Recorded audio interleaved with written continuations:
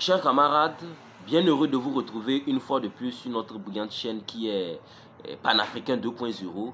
Cette chaîne qui conscientise la jeunesse, surtout africaine, et qui vous passe l'information, l'actualité mondiale et la décrypte en temps réel. Voilà. Aujourd'hui, l'actualité internationale nous amène sur le conflit entre Gaza, ou plutôt la perspective de cesser le feu entre Gaza et Israël. Oui. Donc, dans le cadre de cette vidéo, nous vous montrerons les implications et les initiatives qui sont prises pour la bonne marche du cessez-le-feu. Vous voyez. Donc, avant de continuer, je vous prie de bien vouloir partager, vous abonner, cliquer sur le bouton s'abonner, de partager, de liker et de commenter. Surtout, max de partage.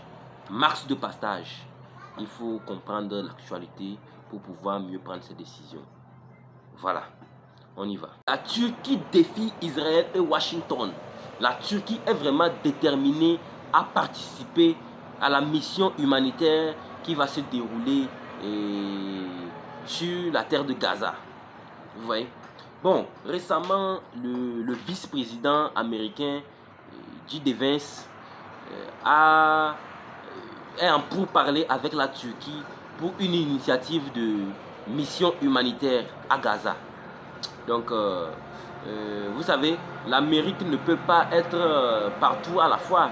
L'Amérique ne peut pas être les gendarmes, le gendarme du monde à tout moment.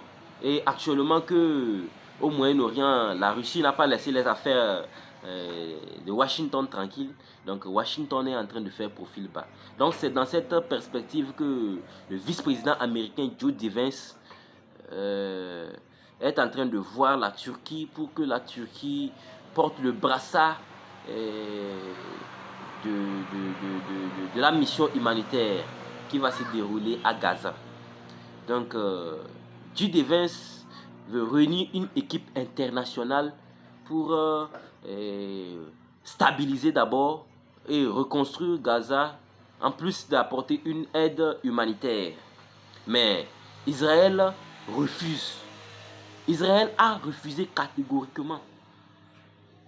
Vous savez, la Turquie est un membre très influent au Moyen-Orient. Et la politique, la diplomatie turque est vraiment lourde, puissante. Oui, parce que la Turquie est un État crédible. La Turquie est un État qui fait ce qu'il dit et qui est un État neutre. Oui, la Turquie accueille les réfugiés politiques, les réfugiés et dernièrement les membres du Hamas. Le Hamas, c'est l'entité qui gouverne actuellement Gaza, la bande de Gaza. C'est l'entité qui mène la résistance à Israël. Ah oui. Donc, Israël, comme à son habitude, ne fait que frapper, frapper, frapper. Et les États, ces États voisins, vous voyez, Israël ne comprend pas.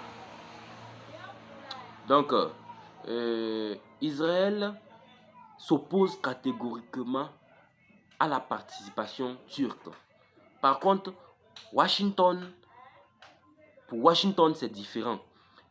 Washington sait que le cessez-le-feu entre Gaza et Israël est fragile. Et donc, il sait aussi que la Turquie a une armée vraiment forte. Et vous savez, la Turquie, entre-temps, avait les drones les plus puissants du marché. Vous voyez, à l'international même. Hein. Mais l'Iran, dans sa vision de résister, de mener la résistance contre l'Occident, a innové dans les drones. Maintenant, c'est les drones iraniens qui sont à la tête. Mais les Turcs aussi, ils les suivent de près. Hein? Ah oui. Donc, les Turcs, Washington sait que la Turquie a une armée forte et une grande influence au Moyen-Orient. Et donc, faire participer quelqu'un qui a une grande influence, c'est en même temps essayer de maîtriser les autres États du Moyen-Orient pour calmer le jeu, vous voyez. Washington sait aussi que la Turquie est un État crédible. Oui, la Turquie, Ankara, qui est la capitale, a, est un État crédible, aussi bien du côté occidental que dans le monde arabe. Oui, la Turquie est vraiment respectée. La Turquie est vraiment influente. Donc, actuellement où le contexte géopolitique place Washington dans une situation délicate, oui.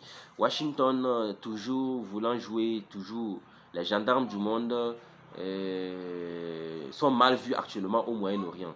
Donc, il fallait qu'il fasse profil bas en en choisissant la Turquie pour mener cette mission diplomatique, cette mission humanitaire. Donc, la Turquie ne veut pas se laisser faire. Hein. Non, non, non, non. La Turquie ne veut même pas se laisser faire. Parce que la Turquie est un vrai médiateur. Et Washington le sait. C'est un vrai médiateur qui a joué plusieurs fois le rôle de mainteneur de la paix. Oui, la Turquie est un vrai médiateur. Il a même participé activement aux négociations de cesser le feu entre Israël et Gaza. Et donc, à la dernière minute, on ne peut pas le virer comme ça de l'équipe humanitaire. Non, non, non, non, non, non, non. La Turquie refuse. Et la Turquie même est prête avec une équipe de 80 personnes, 80 membres pour participer à cette mission. Actuellement, l'équipe se trouve au poste de frontière avec Gaza. Oui, au poste frontière. Et attend juste un feu vert. Le feu vert et la distribution des tâches. Ah oui. La Turquie est déterminée. Donc, Israël aussi reste inflexible. Israël ne veut pas confier le contrôle opérationnel ni à la Turquie ni aux autorités palestiniennes. Non, non, non, non. Jérusalem veut contrôler avec ses alliés directs toutes les opérations de maintien de paix. Et Washington aussi, très impuissant face à son allié. Washington ne sait pas ce que Israël a donné à manger à Washington pour que Washington le laisse faire ce qu'il veut, ou bien ce qu'elle veut. Donc Washington impuissant dit qu'il ne forcera pas la main à Israël, mais préconise une implication de la Turquie. Parce qu'il sait que la participation turque sera vraiment constructive et apaisera les cœurs des autres États du Moyen-Orient. Oui. Donc Washington a une politique équilibriste.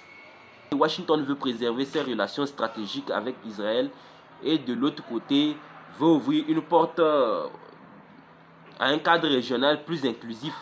Vous savez, pour que la paix soit vraiment durable au Moyen-Orient, il ne faut pas vraiment l'imposer. Il faut aussi faire participer les autres. Si c'est une paix construite en groupe, il y aura moins d'hostilité à cette paix. Mais si c'est une paix juste imposée par une partie, vous allez voir que l'autre partie sera plus hostile à cette paix. Donc c'est ce que Washington a compris et Washington veut faire. Vous savez, l'implication géopolitique qui se dégage de cette actualité, c'est que si Ankara réussit à participer, si Ankara réussit à avoir le brassard de cette mission humanitaire, alors la Turquie triomphante reviendra très puissante dans la région. Elle sera considérée comme une puissance régionale et verra son influence vraiment s'accroître, s'étendre. Alors que si Israël bloque la participation turquoise, on risque d'avoir une nouvelle confrontation diplomatique et pourquoi pas géopolitique entre Ankara, Jérusalem et Washington. Ah oui. Et tout ça sera une conséquence durable sur Gaza. Ah oui. Oui. Donc Washington le sait. Il le sait très bien. Donc le monde retient son souffle. Le monde retient son souffle. Hein. Le monde retient son souffle. Car on peut dire que ce qui devrait être une mission humanitaire peut facilement virer au plus grand affrontement géopolitique de la région. Hein. Ah oui. Donc, nous sommes à la fin de notre émission. Veuillez partager, max de partage, vous abonner et liker la vidéo afin qu'on on ait plus de visibilité, afin de bien remplir notre mission de conscientisation et d'éveil d'esprit. Oui. Donc, à la prochaine.